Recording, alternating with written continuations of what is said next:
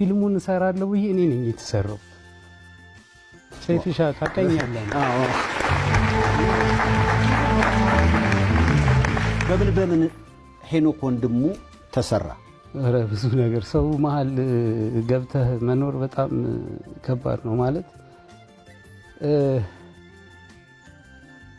ኧረ ብዙ ማልነግርህ ነገሮች አሉ ሰይፍዬ፣ በጣም ከባድ ነው ማለት እኔ እንጃ። ኦልሞስት 6 ዓመት ስራ አልሰራውም። ሐሳቤም ስተኛም ስነሳም ይሄ ነው። ይሄንን እዚህ ደረጃ ላይ ለማድረስ የግድ መብላት መጠጣት አለብኝ፣ መኖር አለብኝ። ለዛ ደግሞ ሌላ ስራ ውስጥ ከገባው ከዚህ ሐሳብ እወጣለሁ። ችለውኛል ጓደኞች፣ አሸማቀውኛል ጓደኞች፣ ኮርኩመውኛል ከወደኩበት አንስቶኝ። ይሄ ለኔ ብዙ ነገሮች አስተምሩኝ። ልጄን 2 ዓመት አላየሁ።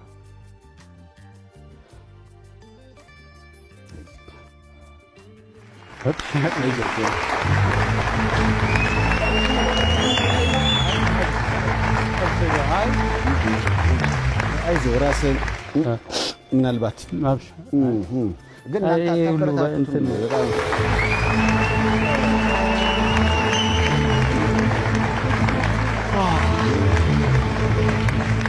ልጅን ላለፉት 2 በነገራችን ላይ ለማን አሁን እንደዚህ እንባይ የሚመጣው ምናምን ለማስገረም ምናምን አይደለም፣ ስለተገላገልኩኝ ነው። አሁን እኔ እየተነፈስኩኝ ነው። ለኔ እቺ የተቃቀፍናት ሞመንት ላይ ነው በቃ ፊልሜን ላይፌን የጀመርኩት። አሁን 35 ዓመቴ ነው የኖርኳት። እቺ 5 ዓመቷን እቺ ኖርኳት ምላት በጣም ብዙ ቻሌንጅ ነው ያየሁት። ይሄ ላስገርም ወይ እንዲያዝኑልኝ ምናምን አይደለም፣ ስለኖርኩት ነገር ነው፣ ስለተነፈስኩት ነገር ነው እንባይ የሚመጣ ምንም አይደለም ዘመን እና የደስታ ነው ብለህ አዎ የደስታ እንባል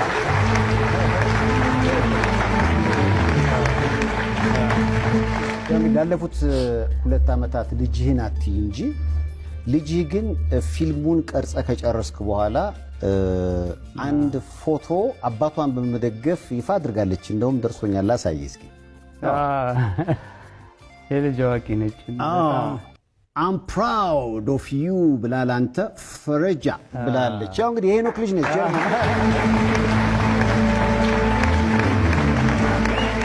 አደገች ደግሞ ይሄ እዚህ ላይ 9 ዓመቷ ነበር እና ይሄ ፎቶ ይሄንን ሐሳብ ካነሳሁት ከ2 ዓመት በኋላ ምናምን ሄድኩትና ያኔ ገና መክሳቴ ምናምን ነበርና በር ከፍቼ ስገባ እየሮጠች ገባች ወደ ሩሟ ደንግጣ። ያኔ እንደውም ገና 80 ኪሎ ምናምን ላይ አያስደነግጥም ነበረ። አሁን እንዳለሁት አልነበርኩ። ከዛ ጠዋት ላይ መደንገጧ የተሰማኝ መስሏት ምናምን አውጥታ ይሄንን ስላ ምናምን ጠበቀች። ይሄ ምን ያሳያል መሰለህ ሰይፍዬ፣ የፈረጃን ሐሳብ ለመረዳት የዚች ልጅ አይምሮ ይበቃል። የዚች ልጅ እድሜ በቂ፣ ሌላ ውስብስብ ነገር አያስፈልገውም። ከህይወቴም ጋር አይገናኝም። ምንም አርቲስት ነኝ እኮ ዘማን ጥጌ ጋር ይዤ ቁጭ ብዬ መብላት ይችላል። የፈለገ ደግሞ ቢመጣ ለማጭበርበር ቀላል ነው ለኔ። ግን መጀመሪያ ያሰብኩበት ሐሳብ ሌላ ነበር፣ ፊልምን ማንሳት። ዛሬ አንተ አጠገብ እነዚህ ደስ የሚሉ ሰዎች አጠገብ እነዚህ ባለሙያዎች አጠገብ ቁጭ ያልኩት ፊልም በሰጠኝ ሞገስ ነው። ዝም ብዬ መተው አልፈለኩም። ያ ነበር የመጀመሪያ ፓሽኔ። መጨረስ ከብዶኝ ነው እስከዛሬም የቆየሁት ማለት ነው።